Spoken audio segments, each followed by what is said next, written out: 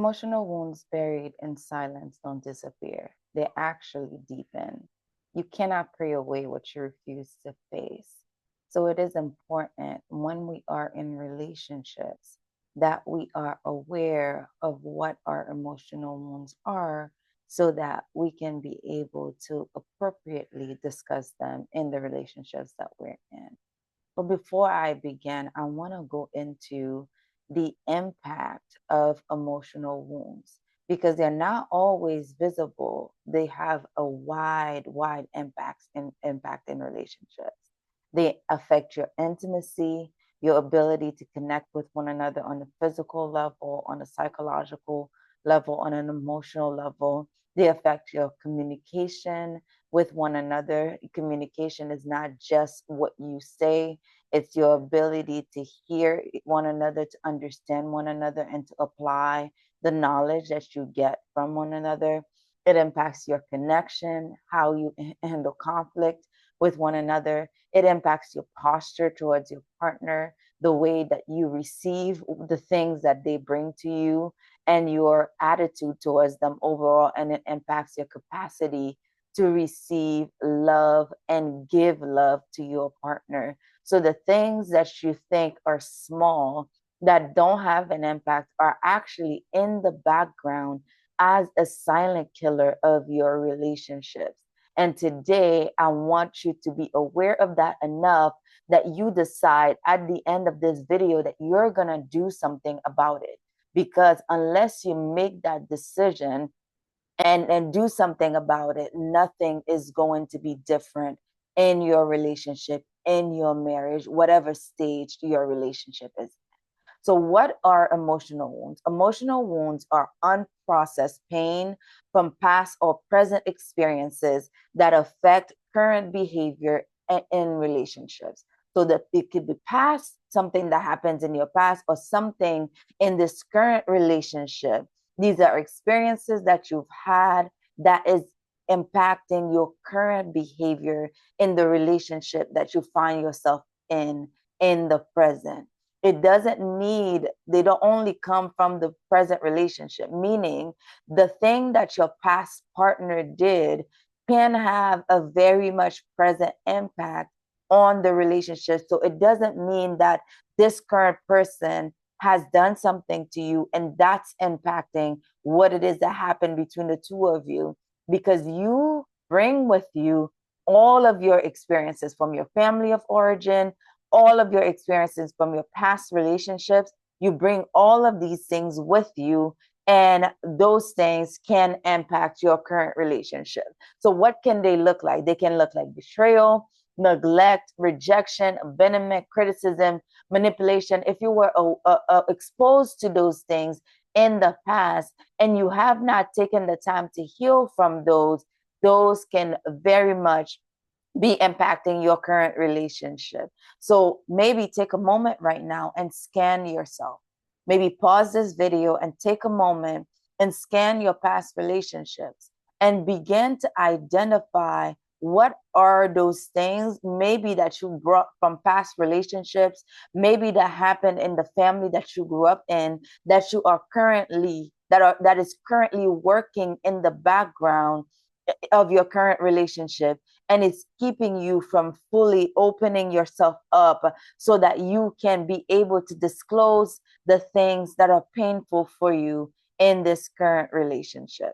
So betrayal, neglect, rejection, abandonment, criticism, manipulation, these are the more extreme ones, but there are simpler ones. The fact that you were not listened to, the fact that your parents didn't pay attention to your words, the fact that you feel like you didn't matter in the family that you came from, the fact that your needs were not met and they were neglected by your parents, the fact that you felt like you had to earn everything.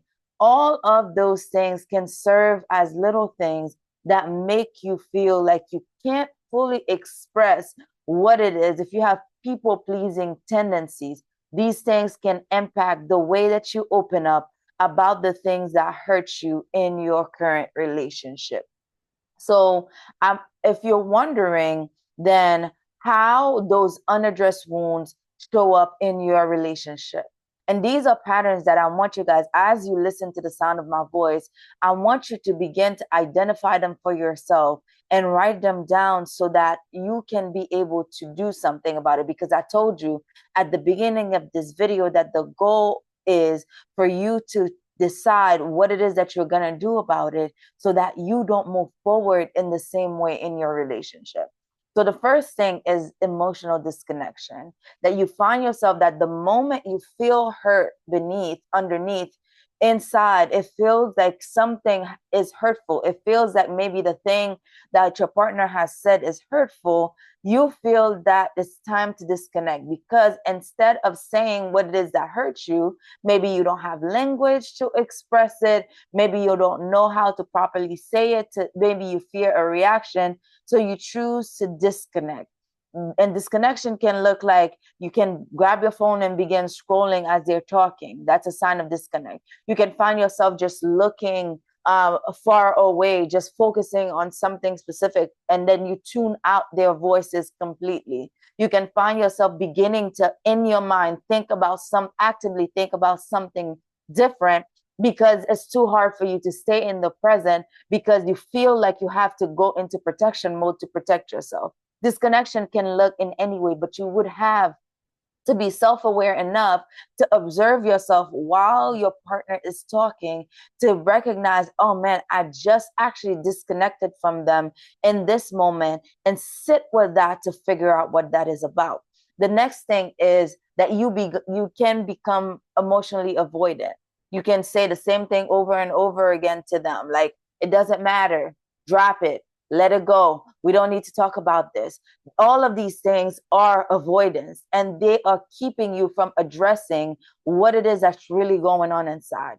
The thing is, when we become hurt by something that our partner says to us, that if we are avoidant, most likely we may fear their reaction. We may not want to address it because we know, okay, this might bring up more things and this might make them angry, or this might cause a rift in the relationship. And because you don't want to feel like they are disconnecting from you, then you avoid issues at all costs. So maybe you don't want to have a certain conversation. You don't want that to happen because you prefer to avoid the impact that would have on you emotionally. Sometimes those of you that are in abusive relationships, it can mean physically as well. It could be emotional abuse from the other person or physical abuse from the other person. So you avoid issues because you're like, I don't have the capacity to deal with that overall. So you don't talk about it. Or it could be that you experience chronic anger, that your way of, when you get hurt, then anger is the response. Some of us, when we grow up in certain households, anger is permitted, but the other emotions are not permitted. And when that happens, is that we learn to deal with things with anger. We learn to express our how we feel through anger. This makes me so angry. Or we begin to pout and to yell and to express that anger very openly. But most of the time, if we would just pause and take a look at what it is that's happening really inside of us, we would discover so many more emotions. We would discover fear. We would discover sadness. We would discover hurt. We would discover pain deep within our hearts. And those are actually the things that hide behind the anger that we should address with our partner, and not necessarily the anger that is more likely a cover up for other emotions. Sometimes some of us, when we have wounds inside, when something that our partner says hurts us, we shut down. The shutting down is part of emotional disconnection, is part of the avoidance that I talk about, but it goes a little bit further. In shutting down, you pretty much are flooded with emotion and you're not able to take in or give any responses. You emotionally completely shut down. Imagine shutting down your computer. The computer dies, it becomes a black screen. Usually your facial expressions are completely blank and you're not able to hear or take in anything from the other person. And most of the time, if the other partner is not aware enough of your processes and of the way that you process things, they won't even notice that you have shut down. But there are always clues. Your face becomes completely blank. You don't respond. You're usually looking away at things, and you're not paying attention to what it is that is happening. Yes, the other partner could keep talking and saying the same thing to you over and over again and never realize that you're not taking in a word from them. And you can find yourself, the last thing, in cycles of conflict and withdrawal, right? If you do not express the pain that is inside your heart, then you always finding yourself stuck in this cycle.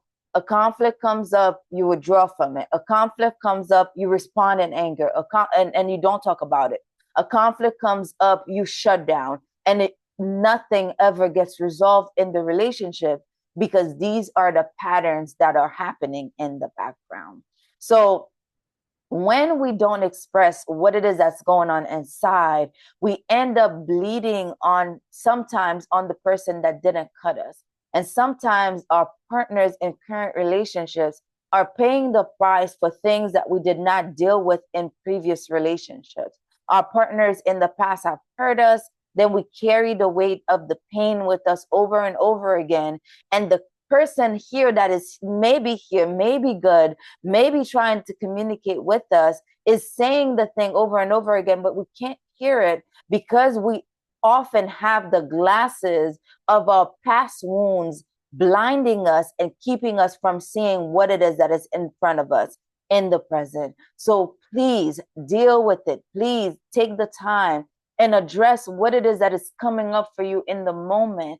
Even if it is, I don't completely understand what it is that I'm feeling right now, but I'm feeling like I'm shutting down as you're talking. Can we pause and reevaluate, and you can give me a moment and I can try to connect with you to try to understand what it is that you're saying. It doesn't have to be that you have that full understanding of your internal processes, but you need to be aware enough to be able to let the person know, hey, I want to hear you, but right now with what's happening inside of me, I'm feeling myself shutting down. I'm feeling myself disconnecting from what you're saying. Can you just give me a moment and we can try again so I can fully understand what you're saying? That expresses care, that expresses self-awareness, that expresses that you actually do want to understand the other person. And most likely, if they care about you, they will give you some space for you to return to the conversation and be able to express what it is that is happening inside. So, in James 5:16, it says, confess your faults to one another and pray for one another that you may be healed. Sometimes the healing comes by opening your mouth and saying, hey, this is what's going on inside for me. This is the impact that your words are having on me. I don't know fully why I'm reacting in this way, but I need you to give me some grace here. I need you to understand what is going on. I need your help even in this situation so that the healing can happen. Like I said before, you cannot heal from something that you hide. So why do we hide? Why do we hide things? Why do we hide our feelings? In Genesis 3:10, if you could go back to that scripture and picture the image of God coming in the garden, regular meeting with Adam, pretty much just seeking him out to have his regular walk in the garden with him. And Adam was like, his response to God was, when you were looking for me, and God was like, Adam, where are you? And Adam said, as you were looking for me, as you were coming, I was afraid, so I hid. Most of the time in relationships, when we have certain things that we feel inside, we hide because of fear. We don't express them because we are afraid. Perhaps we are afraid of the other person's reaction to what it is that we are going to say. Perhaps we are afraid of how that we're not gonna be taken care of if we do express what it is that we want. The majority of conflict happens in relationships when we have a need underneath that is not met.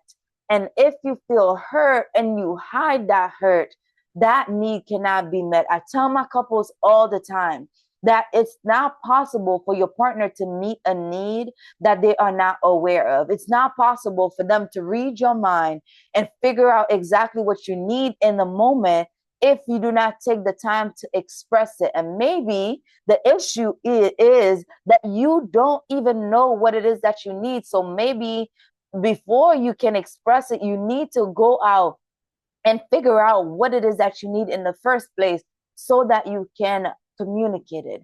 But let's get back to the fear. The fear is what stops us from fully expressing what it is that happens internally, what it is that hurts us, what it is that the things that we need in relationships with our partners so that those needs can be met. Sometimes it's shame or fear of rejection. Sometimes it's fear of being seen as weak or broken. Sometimes it's just a learned survival behavior that we've developed over time that if I keep quiet, then I am safe. And most likely it is because you came from a home that did not allow you to fully express yourself completely, or maybe a parent that did not hear or listen to you. Then in those cases, then you've learned, in order for me to be safe in this home, in order for me to be safe in this relationship, then I need to keep my mouth shut. Then the things that I need to express, I don't need to express them, because that's the way to make sure that maybe I keep going in this family and be invisible and not get in trouble, or that I don't suffer any consequences for speaking up. And the last piece is sometimes we think that God will fix it if we just pray harder. God is able to fix anything, but it requires our participation.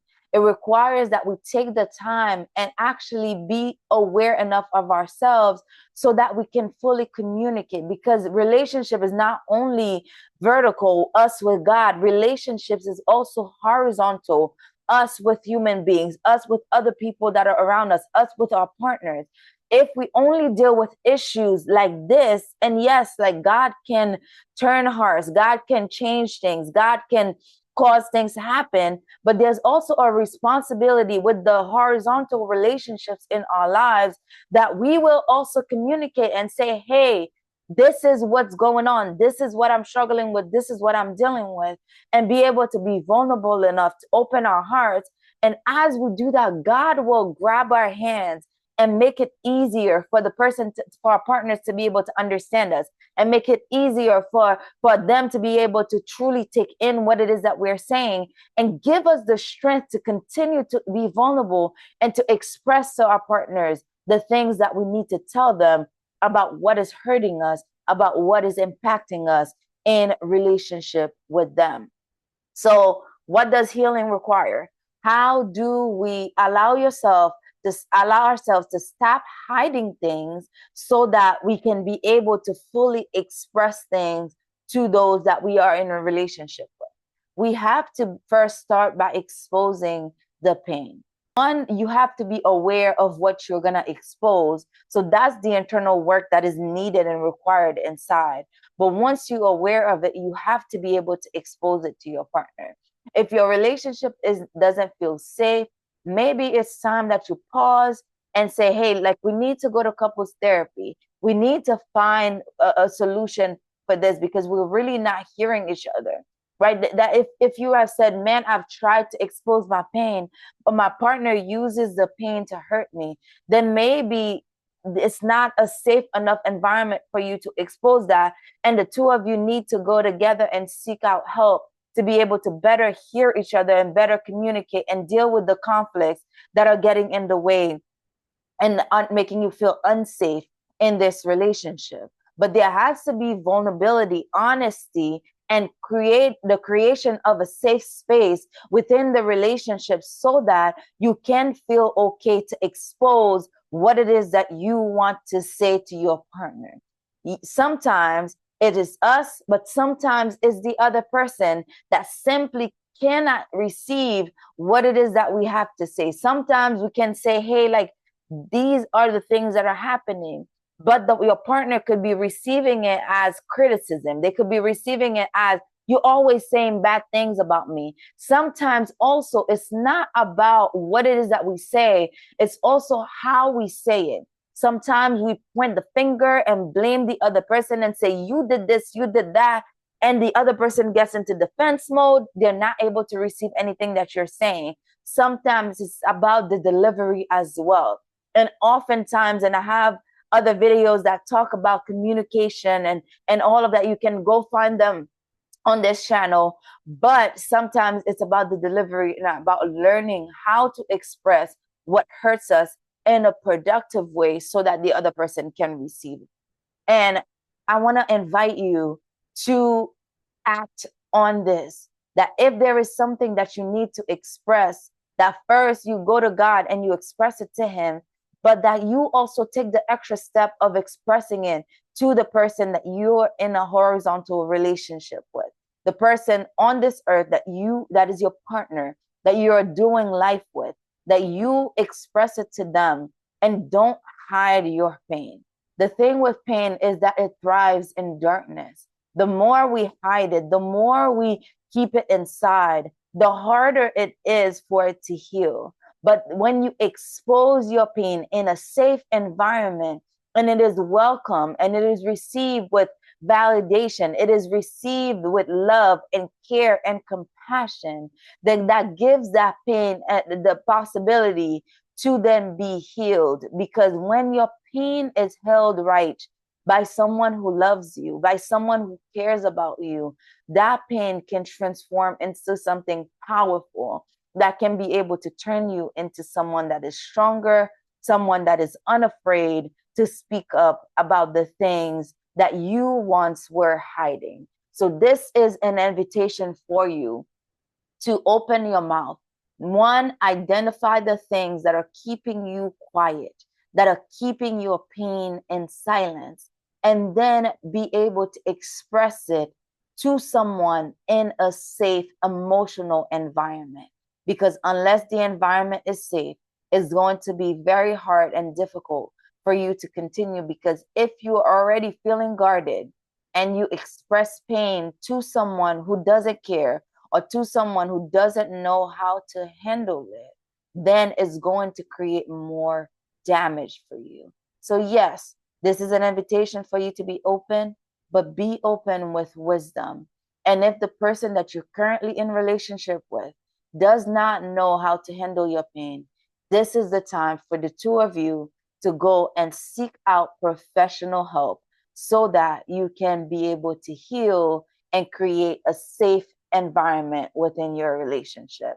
If this video was helpful to you, please like it and subscribe to this channel so that I can give you more tips on relationships, on how to heal your pain from the past and past relationships, and how to build a strong foundation towards a stronger, healthier, thriving current relationship so that you can be happy and satisfied with your life.